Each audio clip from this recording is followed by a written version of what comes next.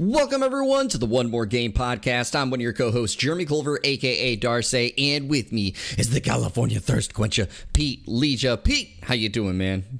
Man, getting ready for this Thanksgiving. I got tomorrow off. I'll be able to spend it with some friends and watch some football and have some tasty eats, hopefully. Just picked up a pie from this place called Republic of Pie. It's highly touted on Google, so hopefully the pie's good. And we got some Tillamook vanilla ice cream. Everybody's supposed to bring a thing, and I accidentally conned myself into bringing pie and ice cream, which, isn't that bad, all things considered. Could have been worse. I mean, yeah, it definitely could have been worse, and I definitely hear you about time away. I was actually supposed to be at work today. I have been feeling sick the last few days, and today I've been feeling sick as well, so I stayed home. But I wanted to still do the podcast, and so the way I could rest earlier tonight is we're going to get it out of the way now while I have some energy. Yeah. Let people go on their weekend and enjoy it. And then they can listen to us on Black Friday and stuff like that. Exactly. And that's exactly what you want to do when you sit down together at your Thanksgiving meal, and then you're done with that and you're like, time to shop till I drop. Let's throw in the One More Game podcast. So all of you that are deciding to do that, thank you so much. Even if that means you're sitting at your computer just hitting the buy button. Just buy now. Yeah, Cyber Monday's the new thing, right? Exactly. But definitely, I will say, for my own personal statement, there is a lot of great video game deals that are going on right now. It makes it very difficult to figure out what I want to do with one, buying games, two, playing games, and three, I still have to buy some gifts for other people. So like I can't spend all the money on myself. So that's the hardest thing. No. You shouldn't spend all the money on yourself. There's a difference. Correct. I can. I shouldn't, but I can. But everybody, thank you so much for tuning in here to the One More Game podcast. This is a podcast that is centered around making sure you're informed about all the video game news happening around the world, whether it's Nintendo, Xbox, PlayStation, or PC. If there's news that you need to know about, we'll make sure that you know about it. When you're listening to this on your podcast service, make sure you hit the subscribe button or the follow button, depending on what your service offers. And if your podcast service allows reviews, please leave a 5-star review and tell everyone why you love the One More Game podcast, because we really enjoy bringing this to you each and every week. And also talking about reviews. If you're over on Spotify, please make sure you hit the review and leave a 5-star. We're so close, I think, to it actually showing the aggregated score, and so I want to see that aggregated score, so please put that on there so we can actually see what everyone reviews this podcast as, so an extra shout out to there. But now back to the rest of the intro. If you want to be part of the show by asking a question or suggesting a topic for discussion, head on over to pressstartnews.net/one more game and fill out that submission form, and your submission could be used on the next episode, or you can drop it off in the chat as we are doing it live over here on youtube.com/pressstart28, and we will reference it as it comes up in the show. And I also hope at some point I will put like a poll in here, because I know that I can do polls, but we're still, working out all the different things that we can do when we're here live. But if you're at least dropping it in the chat, we will reference that here in the show. However, if this is your first time to the podcast, welcome to the podcast. I hope you enjoy your listen, and I hope you enjoy your stay. But if you are returning, you already know what it is. We start off every single podcast talking about what we've been playing lately. So, Pete, what have you been playing lately?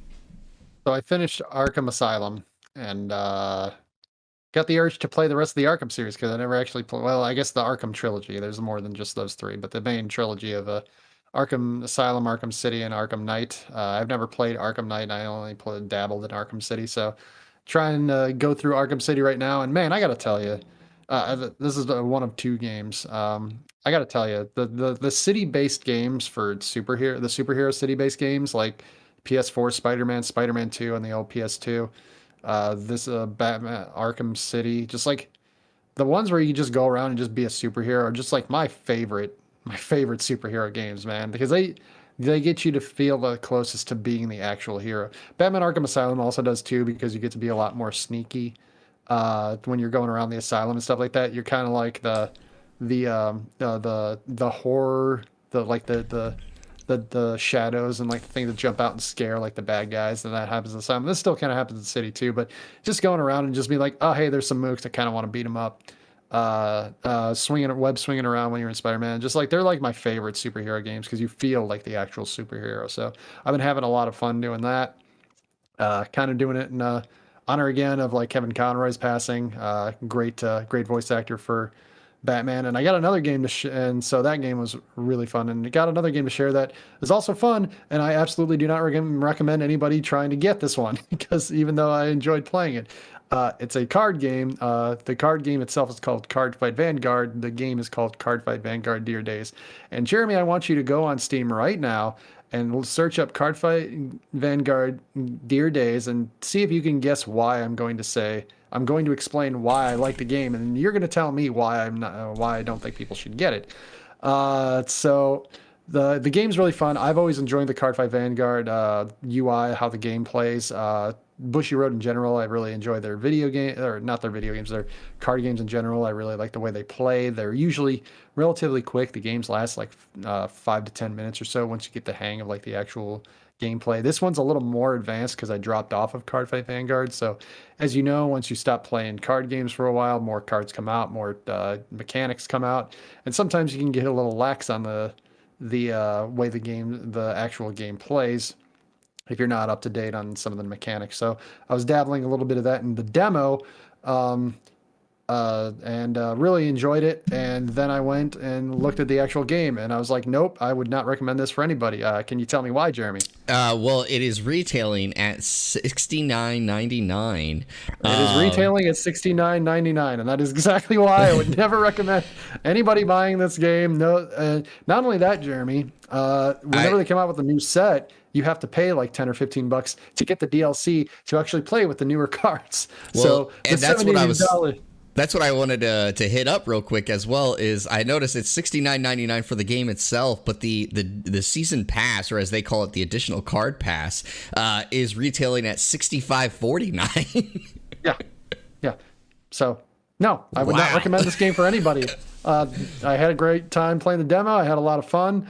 And no, I would absolutely not recommend this game for anybody because it is expensive. Theoretically, hopefully, this game will go on sale at some point when they realize nobody's going to buy the game for $70. But until that happens, I am not going to recommend this game for anybody, whether I like it or not, because that's a lot of freaking money to pay for any game, let alone a children's trading card game.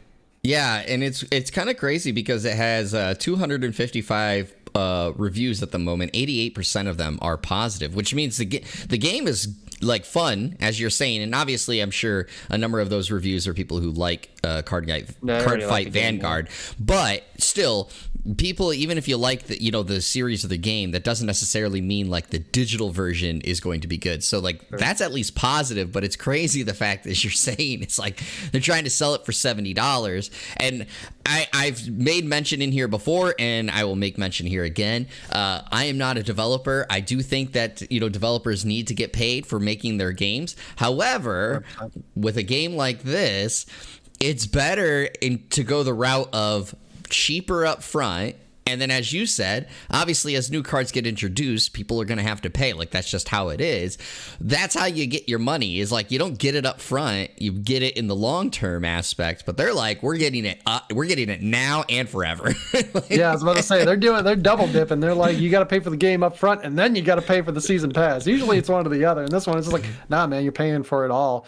It's also available on Switch for the same price. From what I haven't actually looked this up myself. One of my buddies, because we were the one, he was the one that introduced it to me before we looked at the price, and we're like, oh, never mind. Apparently, it's like cheaper in a lot of other countries by like 50%. Like, wow. It's like way cheaper than what they're retailing for in the U.S. So I don't know the reasoning behind the pricing, but yeah, that's how that goes. So. Yay, capitalism, I guess. I don't know. It's really expensive. So I wouldn't recommend that. But Jeremy, have you been able to play anything since you've been under the weather and you've been super busy with work? So I did get to play a little bit. As you said, with me being under the weather, I haven't been like totally up for playing some games at the moment. But right. I did play some more of Lost Eidolons, getting further in that. And which has been fun. I even streamed it over on twitch.tv/Darce28, which is my personal streaming channel. And I think I made mention beforehand, before when I was trying to like record video or stream, I was having some issues with like performance. And I found out it was actually a very simple fix, because I was thinking, man, my PC needs to update, or that they have not, basically fine-tuned the game enough for streaming. It was just apparently when I run Lost Eidolons, it takes too many resources from OBS, and I just needed to run OBS in administrative mode, and it works perfectly fine because it's working perfectly fine. So I was able to stream it, and that was great. So now I can get more video to give that shout out to Ocean Drive Studios when I finally finish it. The other thing, by the way, shout out to you before you go on. Shout out to you. I always thought it was Eidolons up until like recently. So the fact you just nailed that Eidolons, because that is not how I would pronounce it just on first read. That is crazy good. So kudos to you. But let's go. But yeah, so then the only other thing I played, and I played one match of it, but I do want to shout out. This is technically right before last week's episode, but I want to put it out in this week's episode since I didn't mention it, was that there was the so it's called Paragon the Overdrive, or Overprime, excuse me now. But originally this was the game was called Overprime, and it was basically a spiritual successor for Paragon, which was, as many might remember, the MOBA game that Epic Games was doing, and then they shut down because Fortnite was making them way too much money, and they decided we need to split our investments. And so there was a number of ones that are coming out. We'll even mention one actually here coming up later on in the upcoming releases, but they're in the process of doing their final testing before they launch in early access. But they had recently got the rights to the name Paragon, and so it was an article, actually, we were supposed to have in one of our episodes, and we ran long, so we couldn't have it. I played it, and I won my one and only match that I played so far of it, and I have to say, it's fun. I've always kind of enjoyed Paragon before it shut down. I thought Paragon was like fun at its main component, and the game that we're going to talk about in our upcoming releases, I have found that fun when I have played it. And so this one was fun too. The biggest problem I've had, though, when it comes to Paragon Overprime, and of course the game that's coming up here a little bit later, which I can continue to tease it because, again, it's coming up later, is that my biggest complaint is the time it takes to get back into lane after you need to back. So again, this is a MOBA, and the thing that League of Legends has going for it is basically to move around, you just right click on the mouse, and like your character moves wherever you right click, right? So you can right click to get to lane, and you can just sit there and wait for it to get to lane, and you could do other stuff while that's happening. You know, that's the thing that goes on with League of Legends. It still takes a little bit of time to get back to lane, but like you can do other things while you're doing it.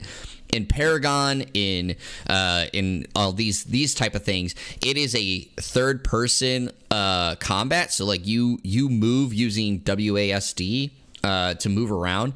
Like you have to run all the way back to lane, and so you technically can't do anything while you're running to get back to lane. So it feels like it takes forever, whereas League of Legends has that like moment of you doing stuff that makes it go, oh, I'm back in the lane, I'm ready to go now. And so that's been my biggest complaint with Paragon and any of the other spiritual successors of it. But the game seems good so far. Again, they just recently acquired the rights to the Paragon name from Epic to utilize it, which is why they changed their name now to Paragon the Overprime. So we'll see how it goes, but I mean, it's stiff competition. Or its stiffest competition is about to go into early access next week, and so we'll see like what that means for the two companies and how they perform. So that's kind of what I played. I got one quick question before we move on to our main topics. So you were talking about how you didn't care, or you were kind of bothered. I don't know, bothered, annoyed, whatever. And I don't even know, that might be an extreme answer even for what you were feeling. But is that just because it's how you're used to how MOBAs like Dota 2 and how League of Legends are played, or is that just like a thing that you think is actually a detriment to the MOBA game style or style of gameplay? I think for this game, it is a detriment. Okay. And it's not because it's like I ask only because like Smite does the same thing, right? Like you got to kind of operate it that way. Correct. But this is what I was going to say is like the detriment is that at least for all the other ones and Paragon the Overprime has fixed this a little bit because it kind of gives you like a sprinting ability to get to lane faster. I always felt with Smite, and I really enjoyed Smite, so like I understand that some might think I'm a hypocrite here. I always felt the movement speed in Smite was a little bit faster than what I'm experiencing here, and so there's just this feeling of it taking forever to get to lane. And it may be the same amount of time or whatever, but it just feels like the movement speed in Paragon is so much slower compared to like Smite or something of that nature. But that's my own, that's my personal thoughts on that one. Yeah, and one of the things with like MOBAs, like I've had friends, more as a critique, who play League of Legends, like don't really like the kind of the direction League has gone in recent years because it seems like they've upped the speed a little bit to try to make the games at least like on ladder like go quicker. Like instead of going like 30 to 45 minutes, they're trying to reach like that 20 to 30-minute gap. Is what I've been told. I mean, I'm not super into MOBAs that much. Like I'll watch some of the championships and stuff like that. That's about it. But that's what I want to understand. Like it used to be like it was kind of like a longer drawn out process, and so like they're trying to eat. And MOBAs were always like full of action a lot of the time, even when they were like a longer game anyway. So like that not having that that snappy, that quick like gameplay and like things going on, like I could see that being a real problem. It's a real problem for card games. It's one of the reasons why they're nowhere near as popular being streamed and stuff like that as something like League of Legends or like Fortnite or any of that. So yeah, and I want to say like I understand, especially I haven't played League in a few years now, which is actually really crazy because I used to play it every single day. But you're right. They moved it to a more of a snowball-y movement because back in the day, it used to be like 45 minutes to an hour to finish one game. It was 45 to an hour. Gotcha. And it was one of those things where a lot of people felt like it was taking forever. And you have some people with short attention span or at the same time a short time window to play. So they've tried to speed that process up, and sometimes it's great and sometimes it sucks because once you're behind at times it feels like you never have that comeback moment, which is important for a competitive game. Yeah, snowballing is really bad. Anyway, sorry. So we've been talking about what we've been playing lately for quite a bit. Let's get to our catalog because we have quite a bit to talk about. We're going to be talking about PlayStation and Sony are going all in on China. Ys 8 unexpectedly removed from PS Plus, Embracer shutting down some mobile games, and EA College Football is not returning next year. That's all coming up here on the One More Game podcast, but we're going to get started with our main catalog, and that is coming from IGN, written by George Yang, and it is Sony investing further in Chinese development program that found games like Genshin Impact, and it goes as follows. Sony is investing more resources in Chinese video game developers and is planning to relaunch the China Hero project that was paused for the time being due to COVID-19. According to Reuters, Sony is going to expand its program to incubate game development in China in order to beat out other competitors such as Microsoft. Sony Director of Chinese Games Production Bao Bo notes that the program will invest more than 1 million yuan or approximately $140,080 into each game and fund development teams of all sizes. As part of the China Hero project, Sony will be publishing the Final Fantasy XV inspired action RPG Lost Soul Aside, as well as the multiplayer third-person shooter title Convalaria. Both games will be available for both PS4 and PS5. Outside of the China Hero project, Sony found a smashing success in Genshin Impact, which it received an exclusivity deal with. Microsoft reportedly regretted missing out on making Genshin Impact an Xbox exclusives. So in response, Microsoft now has reportedly been trying to scout for more Chinese video game developers to work with and is looking to entice them with a large Game Pass offering. Some games from the China Hero project have already been released, such as Anno Mutationum and Fist Forged in Shadow Torch. The scale of the third season will far exceed the previous two, said Bao. And so, Pete, I kind of want to talk to you in two folds about this, because one, I didn't know if you even knew about Lost Soul-Aside from before this story. Cool. I had not known about that. It looks Yeah, cool, so like I knew a lot about that story, so I kind of want to get your or that game. So I kind of want to get your thoughts on that game alone. But two, what do you think that Sony putting this extra effort into China could mean for Sony and future game development in general? Lost Soul aside, the trailer that you sent me looked really cool. I would definitely give it a shot. It'd probably be more like a try before I buy kind of thing. I feel like I say that all the time on the show now. But yeah, it looked really slick. Looked really cool. The action looked really. We were just talking about snappy action with like MOBAs. That's kind of a thing now. It's like you gotta be fast. Kind of gotta be fast paced with a lot of these games. And yeah, it looked exactly that. Looked like it'd have a lot of fun playing it. It looks like it'd be very clean cut and all that. So I'm really looking forward to see what the final project is. And going back to the article itself, talking about the Chinese development program. I mean, China's an untapped well of a lot of stuff. They have a lot of people in China, a lot of people in China. Um, and they have a lot of ideas. There's not been a lot of video game developers that at least have released games outside of China that have been released out to the rest of the world. And Genshin Impact has been an incredible hit. They've had several they made a lot of like mobile games, but not really games for like consoles themselves. It's been more like the games that they have made or stuff you just find on your phone or something like that. But they have a lot. I mean, it's an untapped well of talent. You don't know anything that you can find there. And they have a lot of people to make the product and also sell the product to. So I would expect them to. I'm kind of surprised this is a thing that they haven't been trying to do before. I mean, COVID-19, the pandemic, kind of froze that with everybody kind of being region locked with their own locked in their house and stuff like that too. So I'm happy they're actually going over and find Untapped. Find the next Genshin Impact. Get more voices in the community and let people be able to see some of the stuff that they can. Let's see some of the stuff that they can do with a lot of this stuff. I will say that $140,000 about US dollars is doesn't seem like a lot of money for some of the larger teams that you would expect to have for something like this. So I assume that's just like a baseline number, not like we're just giving 140 grand to just random people or random groups.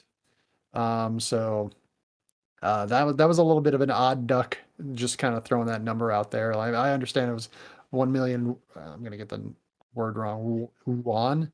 I think it's yuan.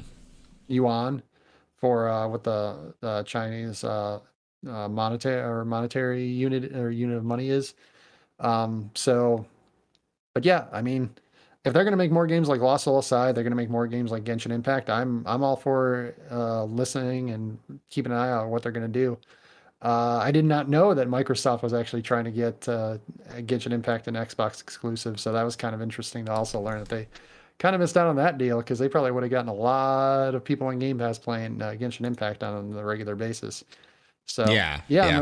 I'm really super interested. It's a well of untapped potential, that's for damn sure. Yeah, and I want to say first the story about Microsoft missing out on Genshin Impact. It comes from an interview that happened, I want to say about a month ago now, maybe about a month and a half, where Phil Spencer said that MiHoYo had reached out to them about trying to do some sort of partnership, and they passed on it at the time. And then of course Sony ended up scooping into that market. So that was a missed opportunity from that. But the thing that I want to say real quick is Lost Soul Aside continues to just look so good to me. For those that don't know, and obviously, again, Pete, you said you didn't know, Lost Soul Aside was started originally by one person. It was made solo for a long time. And his name was Yang Bing. He is now, of course, the director of the studio. But he put out this like teaser trailer for what he could do, what he did in Unreal Engine, and it went bonkers. Like, people were like, holy crap, this looks awesome. And he was developing it by himself for a long time and was going to release it. I think it was at the end of 2017 was when he was originally planning. However, basically, Sony caught wind of this and was like, this looks awesome, we want to help you. And so then he got involved into the original China Hero project, and they released a new trailer for it, and then they were able to beef up and give him money to help like fund a team. And now he's up to a 40 man studio making this game. And so it's kind of really cool seeing it. It sucks because it was supposed to release last year and it was supposed to release this year. So it kind of sucks that it's now 2024. But I'm just glad that it still looks really good. And I cannot wait to finally jump on that. And I agree with you also, Pete. China has been, in a sense, an untapped talent pool for development for a long time now, and we're finally getting to see some of these games coming out of China that could be massive hits. Like, obviously, we already know Genshin Impact is. Lost Soul Aside is looking that way. Covalaria, it looks really good. But like one that I know a lot of people were blown away by was the Black Myth Wukong trailer that released. I think it was last year.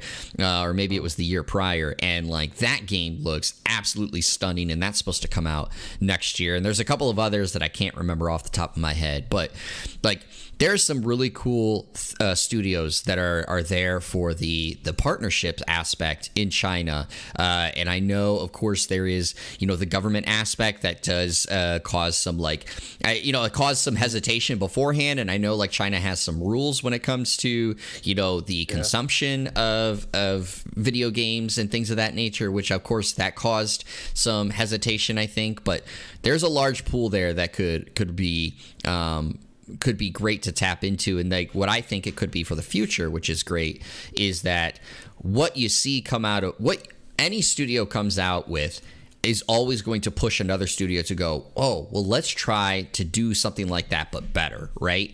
And I think what we're seeing from the studios in China, that could be something that just benefits overall, is some of the studios in China doing these things and being like, man, can we do that with our studio here in North America? Or like, can we do that with our studio here in South Korea or Japan? And can we do something of that nature?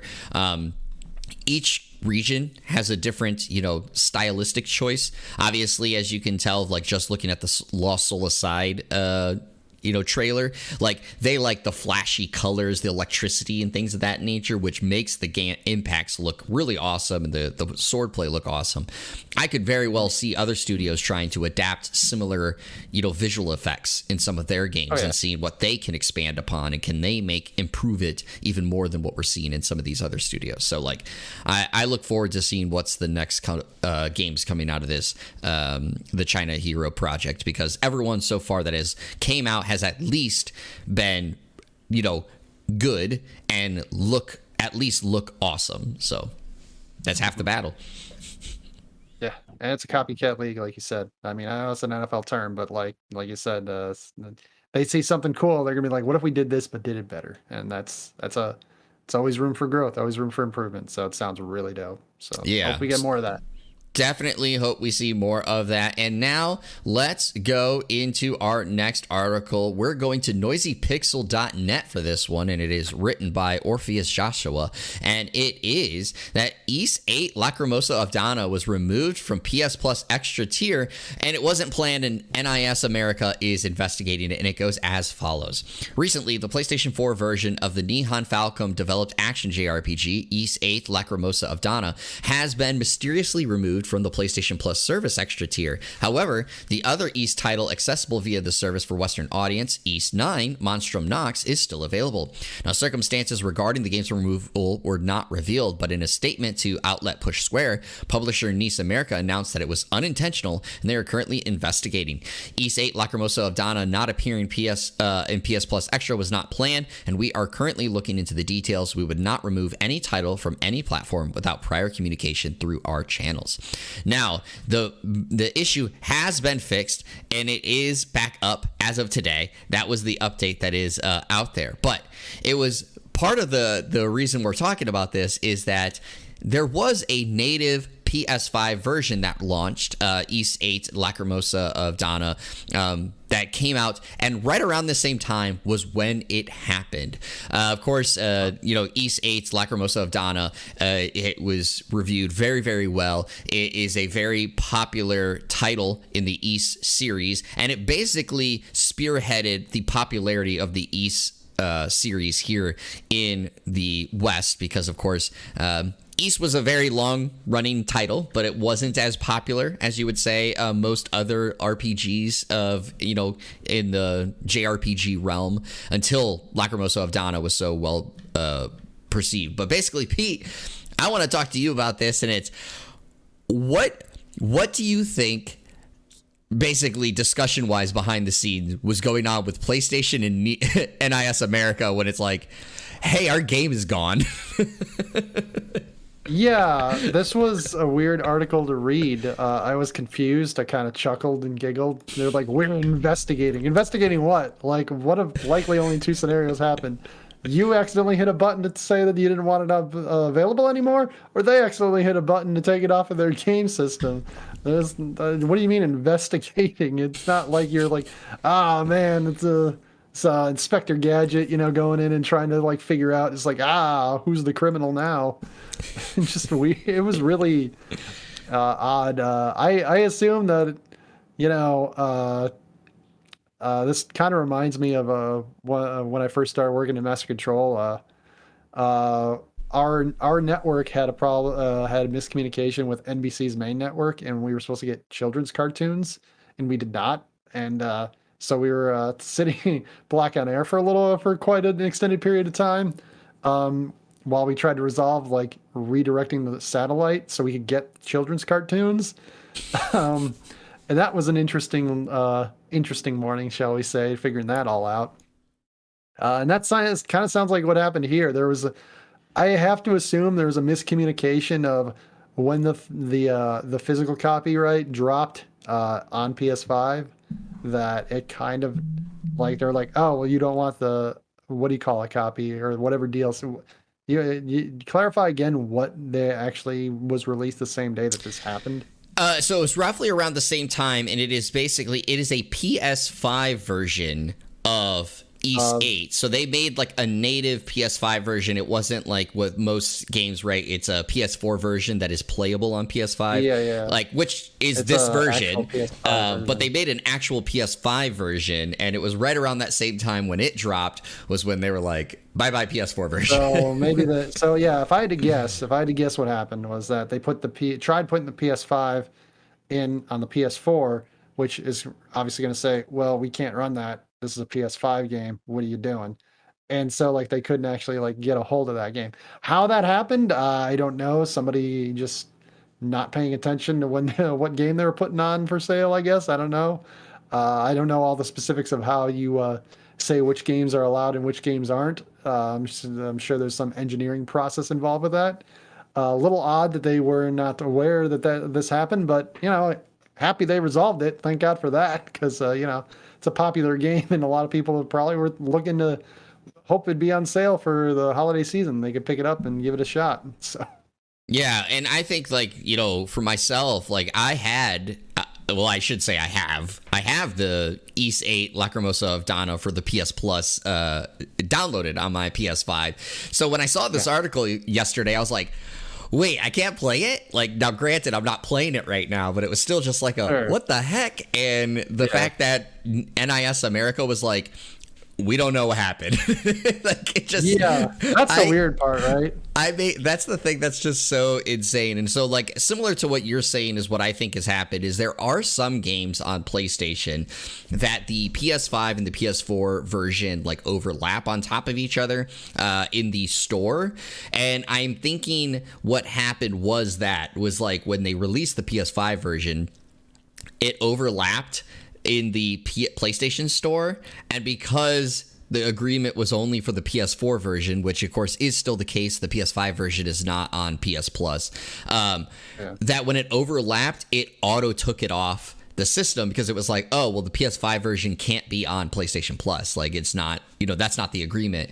And that's what caused this craziness. Obviously, we'll never know the full details of what happened and how it got resolved. I'm glad that it got resolved, basically in a day, it looks like, because, of course, this came out yesterday and the update came out today. So I would think, roughly around a 24-hour span was when this I assume got it was caught. A simple fix for sure, but yeah, kind of a funny one regardless.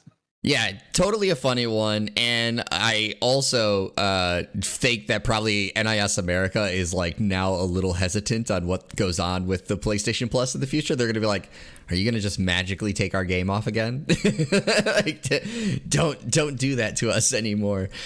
So it is back up there. And of course, you can go play it. And if you have PS Plus, you can also play Ys 9, which is not as well received as Ys 8, but was still right around the same review scores as it. But a lot of people says has an even better story compared to Ys 8. So that's another one to check out. Both of those I have downloaded, and at some point I will get to play, just not at this moment. Talking about games just disappearing, let's go to our next article. And this one, of course, is one that these games aren't coming back. And it is coming to The Verge for this article written by Sean Hollister. And it is Embracer is ripping a beloved mobile game away from people who paid for it. And it goes as follows. Did you ever buy Deus Ex Go, the excellent mobile puzzler from Square Enix Montreal that still ranks among the top 150 puzzle games on the App Store despite charging actual money to download? Then you'll probably be frustrated to hear Embracer Group, the massive conglomerate that's gobbling up rights to franchises like Deus Ex, Tomb Raider, and The Lord of the Rings, and more, has decided you can't play it anymore. 3 weeks after shutting down the studio that produced it, which had initially just finished going through an expensive rebrand, Embracer has decided not only to remove their games from the mobile app stores, it's apparently taking the extra step of making them inaccessible even if you've already downloaded them, or in the case of Deus Ex, even if you paid the $5 or $6 to do so. Quote, current players will not be able to access the games past January 4th, reads part of a tweet from the defunct studio Onama, which of course is the rebranded of Square Enix Montreal. And among those is also going to be 3 free-to-play games, Arena Battle Champions, Hitman Sniper The Shadows, and Space Invaders Hidden Heroes. They're all going to be shut down. We encourage prior in-game purchases to be used before January 4th, as they will not be refunded. Now, usually when a downloadable game is removed from a digital marketplace, you can still download a copy first. In many cases, you can even re-download purchased games indefinitely. The writer, of course, talks about their copies of Mass Effect 2 and Indigo Prophecy on Steam, even though they were removed from the store for many years. I myself have one in The Last Remnant that I've talked about here as well. But apparently that won't be the case here. It's a game preservation tragedy, as of course it's only going to be available till January 4th and then donezo from there. And this already builds some more ammunition for critics of the digital purchases and of Embracer Group itself, which is already under scrutiny for gamers, both for buying up franchises and for taking $1 billion from Saudi Arabia. And there's some other, discussions or parts that are coming along with this. But Pete, I got to ask 2 things. We've talked about on this podcast a number of times, the Embracer Group buying all these studios and all these things. And we can, or at least one of us have mentioned about, we didn't like when a lot of things get bought because at some point things have to start getting cut. And here we see a studio get cut, and now some games that people may have played. So what was your reaction to seeing this news? Well, my reaction, first off, reading the article, was kudos to whoever wrote this, because you could tell in their words they were not pleased about the events that they were writing about. The tone, especially for the first 2 paragraphs in particular, was very sardonic, critical. It was quite an interesting read in that regard. Yeah, it sucks. Like you said, when you're making a bunch of purchases like this, eventually, like, the things are going to get cut. Why they're cutting the game, and you can't even, like, even if they were like taken away from being bought, but like not even letting the people that already have the game like continue to play it after the fact. I don't get that line of thinking. I don't know if the game itself requires like a continuous like update process, but I would think not. It doesn't feel like these games that there's been plenty of mobile games that just like shut down and stop. Like, they'll say like, hey, we're shutting down in like 9 months or whatever. But I'm pretty sure you could still go and play like whatever was basically up to the point of the end there for a lot of them. So I don't and presumably they're not being maintained or have any sort of upkeep from people. Like they're working on other things at that point.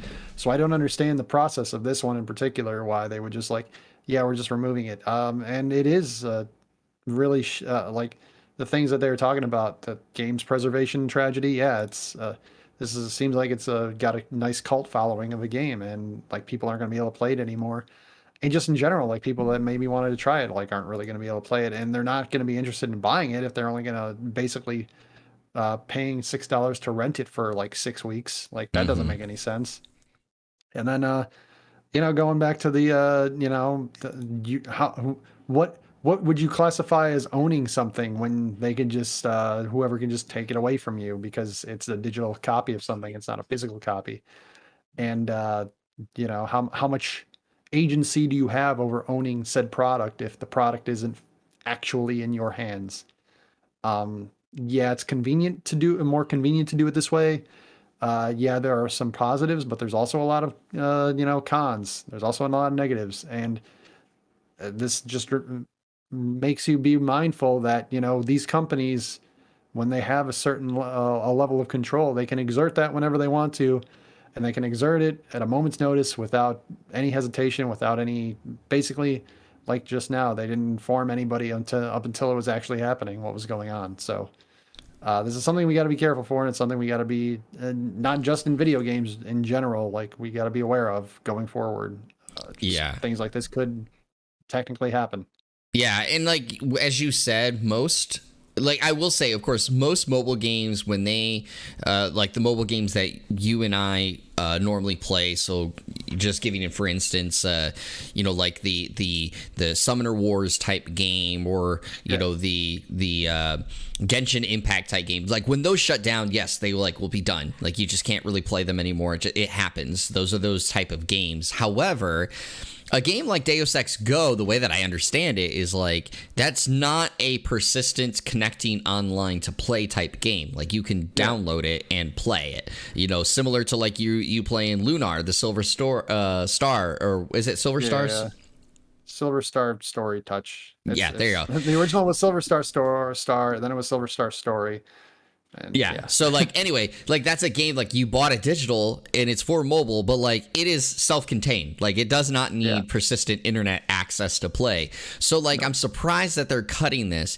And I also like we didn't get to talk about this because I think this was during one of the stretches that we couldn't do the episode. But like I'll also find this, of course, coming off the back of shutting down Onama right after you did this expensive rebrand of the studio, it like does not look good. Now, granted, the way that it's made sound is that basically the members of the people in Studio Onama, of course, former Square Enix Montreal, are being like allocated to some of their other studios. So it's not like everyone is without a job type of thing, but it still sucks. Anytime you close some place down, some people are going to be without a job because you're going to have redundancy. That's just how it happens. And a lot of these people are going to be forced to move to other places too. That maybe they were like really happy where they were at.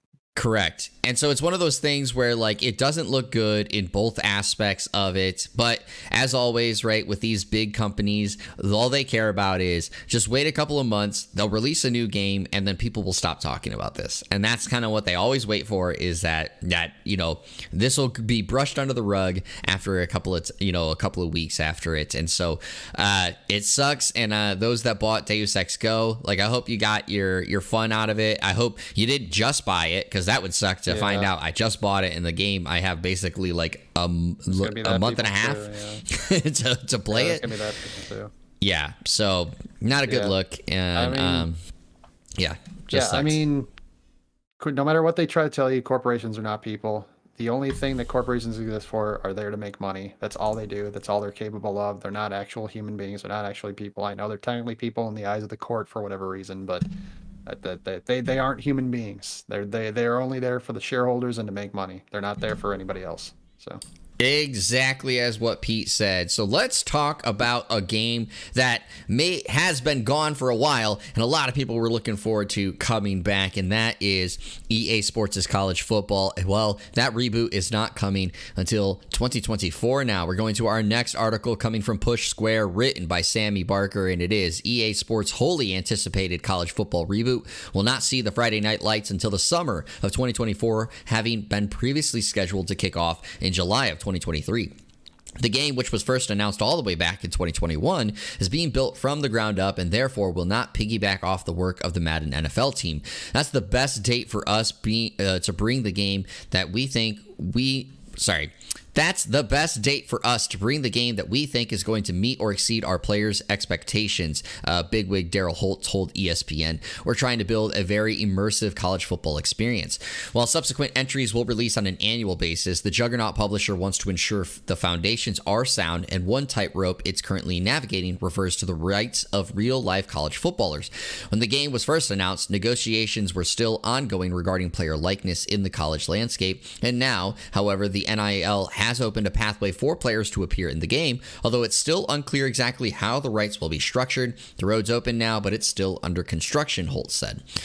When it comes to other things, the publisher said it secured the rights to 120 colleges with the host of FBS schools committed, but this will allow it to include uniform stadiums and other traditions from those institutions. However, it's not clear whether the likes of schools like Notre Dame are on board now, after they had previously indicated they would opt out of the game unless the players benefited from the usage of their name, image, and likeness. So, Pete, are you sad about the relaunch of EA College Football taking another year to come back? Sad for its fans. I was never really a big fan of the series itself. Really? I just always play Madden. So, wow. I mean, some of my buddies would have it, and I'd play with them, but I wasn't just like, oh man, I gotta get the new NCAA, the new copy of NCAA football. Like, it was just like, I'd play Madden or whatever. This article was an odd, a bit of it. I'm reiterating some adjectives I used. This one was probably the one where it kind of like made me question the most about what was actually going on here with the NIL deals. The road is open, but it's still under construction. Well, you and I have lived in Illinois. Under construction roads means, what does that mean? Forever. Yeah. How much under construction are we talking here? Like, I do have a lot of questions about, because, like, theoretically, if you're actually using the name, image, and likeness of a lot of these players, that's a lot of players that you're going to have to divvy over some kind of benefit of some sort to. And I have to assume it's more than just you get a free copy of the game. I don't think that's going to be good enough. So that I'm really interested in. Another one, this is more just like an amusing thing for me. We're trying to build a very immersive college football experience. So, like, are they going to have like a create your own player thing where, like, they have a bunch of boosters come over to your house and they try to throw a bunch of money at you and try to get you to go to the school so you can buy your parents a brand new car or whatever, and then you have to kind of dodge the IRS or whatever agencies coming after you to try to figure out where you got the money from, because they hate it when people get money, I guess. But all kidding aside, I do have questions about what the how the NIL stuff is going to work out, but I do hope that the game is coming out. I did think it also kind of strange that they're not taking, like, it seems like anything from, like, how Madden is constructed now. They're just building it from the ground up. I would have thought they would at least take, like, kind of like the game engine or something, some kind of base to build off of, but they're just building it from the ground up. So I'm really interested in that regard to see what they come out with, if we're just talking about the game itself. How different is it going to be? Is it actually going to be different from Madden, or are they just basically going to end up being really similar to Madden? It's just, going to be looking a little different. The final straw, their final piece de resistance of this was, I thought it was funny that they're announcing it, a month before 2024. Or no, wait, never mind. I guess it's supposed to come out in 2023. I was getting the years up. All right, so I screwed that up. My bad, my bad, my bad. I thought it was saying it was coming out next year, and I was like, well, obviously, there's only 1 month left in this year, but apparently I don't know how to read, so we're gonna ignore that one. But Yeah. the rest of it holds true. That's why you're in a podcast. You don't read. You just talk. That's That's why what I'm you a do. that's why I'm a co-host. Yeah, exactly. But no, I used to love the EA college football. I really enjoyed Madden too. Like, you know, I really enjoyed Madden too, but I love the college football because I love for me, I always loved the dynasty mode and like trying to like make a powerhouse of a team, you know, the fact of like trying to build up the rankings and then of course doing the scouting to try to like keep my team at the top type of thing. And so like I really enjoyed that aspect. And I'm going to I continue to see, as you pointed out, them saying like we're building this game from the ground up. Like I really feel that's maybe a little misleading because I'm assuming they're going to still use the game engine from Madden. Like I think they're going to still use the engine because the engine will help them with building the game. But I think like what they may be referring to is like how that engine works for their game and what they implement, because a lot of people don't remember this, but back when Madden and college football were NCAA football were the two releases at the same time, almost everything that came to Madden was in NCAA football first. Like they kind of used NCAA football as like the testing ground for something, and then if it was well received, it would then move its way into Madden. So like I wonder if they're going to go around about that the similar approach is like they're rebuilding this game to be like, okay, this game looks good. Is it well received? Oh, it's well received. We'll now implement this into Madden because Madden has been, you know, basically a wall for just angry responses and thoughts for the last several years. Like Madden is not in a good spot when it comes to the fan base, and so I wonder if that's kind of what they're going to end up looking at in general. But yeah, I'm curious to see how the NIL deals impact this thing because, as you said, like, you know, for instance, if you think about it, there's roughly 55 players on every football team. You know, let's just say 55 because that's roughly what you have in the NFL. There's probably more in college football, but let's just say 55 players on every team.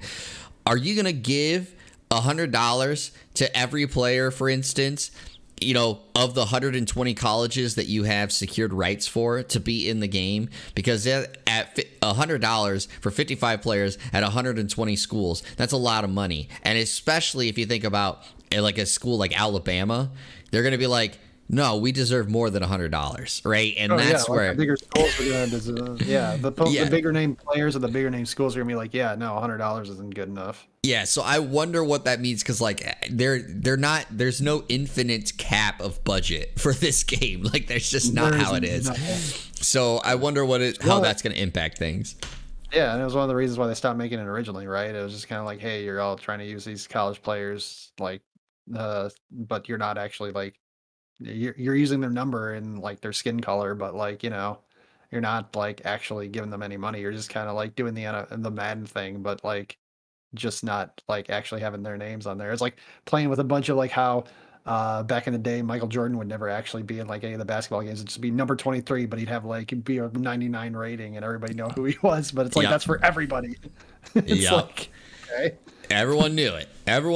But yeah, it's always been that case. So we'll see how that goes. And of course, I wonder what July 2023 or 2024, excuse me, now will bring when it comes to the game. Real quickly though, the last thing I wanted to talk about, and of course it's just been, you know, a huge thing that's going on around on social media, so we had to talk about it here on the podcast, and that is the glitches coming from Pokemon Scarlet and Violet. They've been going crazy. I linked an article, and I'll link it in the show notes, to Nintendo Life, where they basically, you know, grabbed a huge montage basically of all these glitches, and you can scroll and look at all of them. But Pete, I gotta ask you basically two questions. First, how much fun are you having just like seeing the glitches? But then two, what has been your favorite glitch you've seen so far that's coming from this game? It's been funny to watch, but also depressing, man. Like Nintendo, just give Game Freak another year. Like, get the stuff ironed out. What are you doing? Come on. what the hell are y'all doing? You're using basically a brand new way to build this game. In a sense, like I know Arceus, but it's like not. I don't think they've done an actual whole entire region. They certainly haven't done a main game like this on it. Like, come on, man, give them the time to actually iron this shit out. Well, what are you doing? I will say, which is the one thing that I still wonder how different it is like. I mean, Sword and Shield look very similar to what Scarlet and Violet look like, and I didn't recur.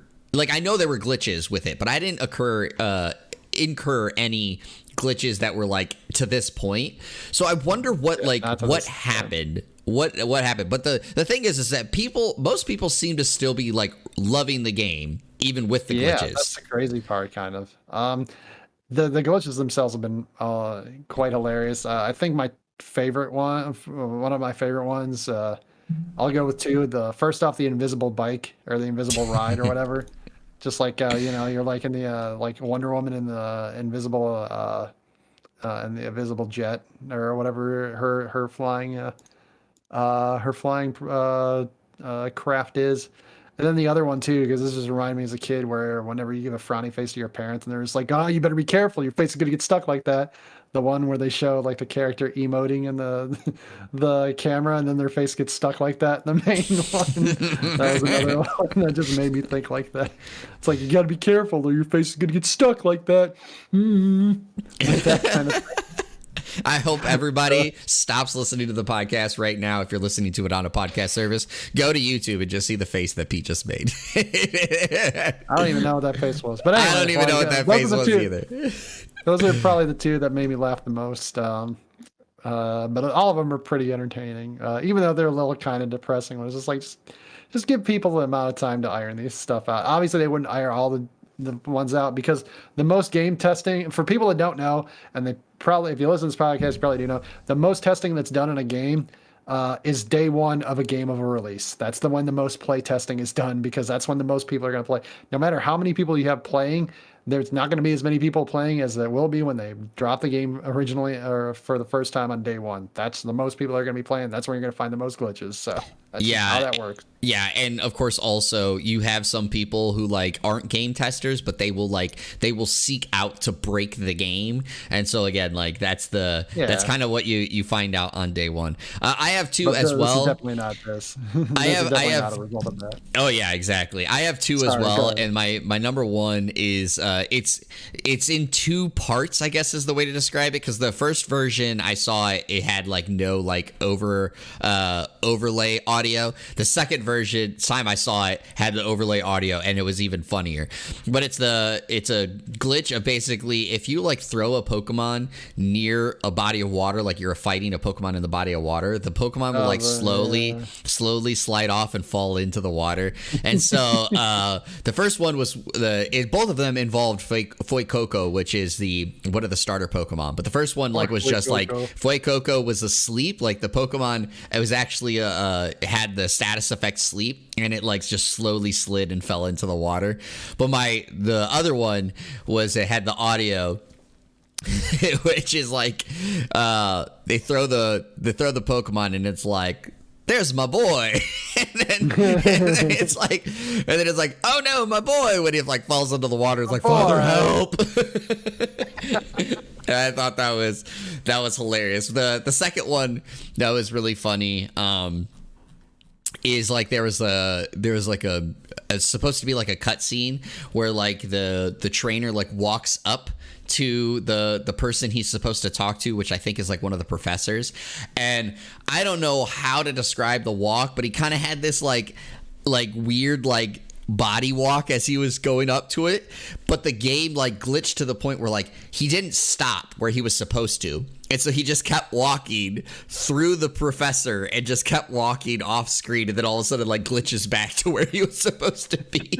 But it, like there's just this long slow like walking like this, and as he passes through the professor, he like turns his head towards the professor, and the professor is like turning his head towards him like, where are you going? I thought that was one of the great glitches, but there's so many of them out there. You guys can go check those out. But you know, That game, of course, released last week, and you may be like, you know what, I'm done with Pokemon. I want something else to play, which is crazy if you do think that. But if you do want something else to play, I will tell you what's coming out this week, and it starts with Friday, which is actually surprising because it's Black Friday. Most games do not drop on Black Friday, but we have one on there. That is Horse Club Adventures 2 Hazelwood Stories for PS5 and PS4. And then on Tuesday, November 29th, we have Last Day of Lazarus, PS5, Sable for PS5, Soccer Story, PS5, Xbox Series, PS4, Xbox One, Switch, and PC. The Night Witch for PS5, Xbox Series, PS4, Xbox One, Switch, and PC. Wednesday, November 30th, we have Front Mission First Remake for Switch, Gundam Evolution for PS5, Xbox Series, PS4, and Xbox One, Warhammer 40k Darktide for PC. That is coming to Game Pass. On Thursday, December 1st, you have Inscription for Switch, The Walking Dead Saints and Sinners Chapter 2 Retribution for Quest and PSVR, Predecessor, which is the Paragon spiritual successor that I was talking about earlier, that is coming to early access on PC, and of course that's going to be Steam and the Epic Game Store. Romancing Saga Minstrel Song Remastered for PS4, PS5, Switch, and PC. And then Friday, December 2nd, you have Marvel's Midnight Suns for PS5, Xbox Series, PC. Need for Speed Unbound for PS5, Xbox Series, and PC. Resident Evil Village Winter's Expansion for Switch. And the Callisto Protocol for PS5, Xbox Series, PS4, Xbox One, and PC. Pete, any of these catching your attention? So the big one is probably the Callisto Protocol. Although I did see in our headline today where apparently some of the kill scenes are going to be like behind a paywall of some sort or something like that. Really? I didn't see that. I thought I saw a headline about that. I'll have to look it up. But if that's the case, that seems a little odd because I would think one of the reasons why you buy the game is like, oh man, how gruesome can this game get? But it's a Dead Space riff, so if you like Dead Space, you're probably going to like this one. It looked cool when they were revealing it and stuff like that. I don't know if I'm actually going to play it, although I think, was it going to be? Maybe it's not going to be on Game Pass. If it's on Game Pass, I might give it a look. Yeah, it's probably smarter that way. They probably make too much money selling it. So, like, that game is coming out. It's probably the biggest one on the list, although there's a couple other big ones on here, obviously.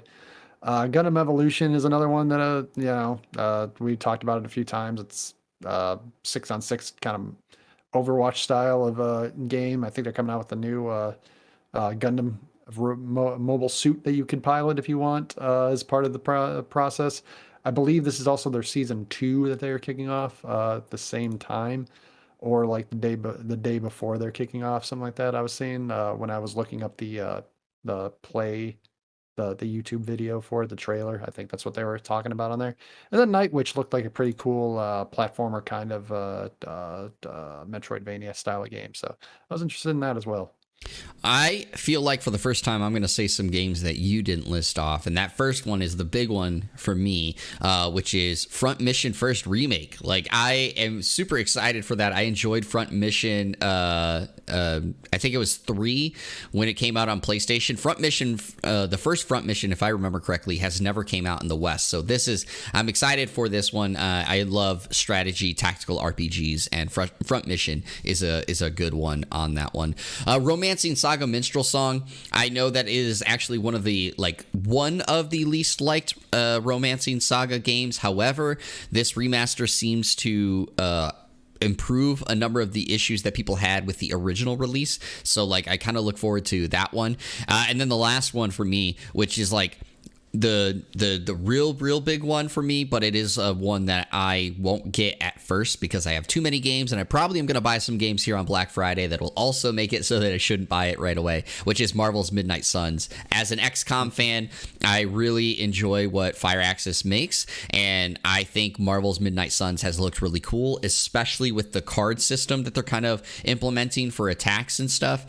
So I'm really looking forward to that game and cannot wait for it. And then the last thing I just want to mention off of what you said is the Callisto Protocol. As you said, it is basically a Dead Space spin-off type of game.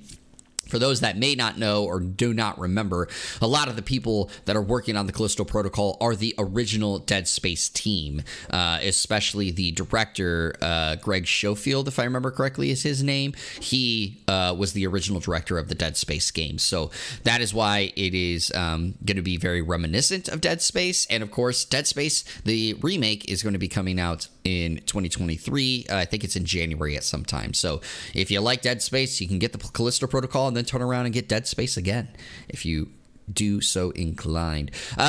Pete, that has been our show. We've talked about a lot of things, but is there anything you want to leave our listeners with before we send them off into their holiday and their weekend?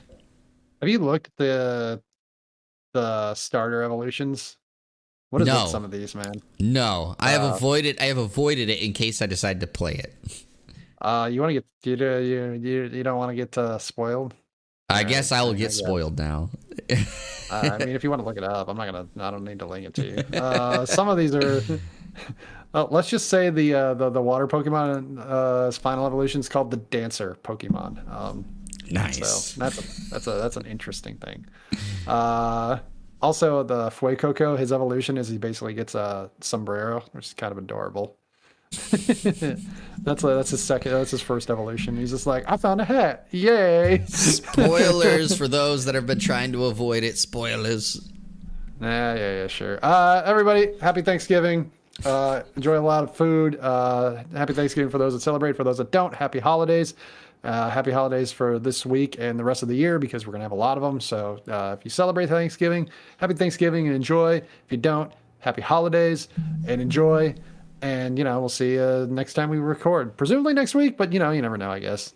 Yeah, you never know. But of course, yeah, as Pete said, I hope everyone who does celebrate the holiday has a great holiday. If you don't celebrate the holiday and you have some time off, enjoy your time off. If you don't have some time off, sorry about that, but I hope you enjoy your weekend. We are going to be trying to record next week, and I also hope that you aren't feeling sick like me and you guys all enjoy the time off feeling all good. I hopefully will feel good tomorrow. But that has been the show here for the One More Game podcast. I've been one of your co-hosts, Jeremy Culver, a.k.a. Darce. This has been the California Thirst Quencher, Pete Leja, and we really enjoy bringing this to you. So as always, everybody, stay hydrated, stay healthy, stay safe, and keep on gaming. We'll see you guys on the next episode.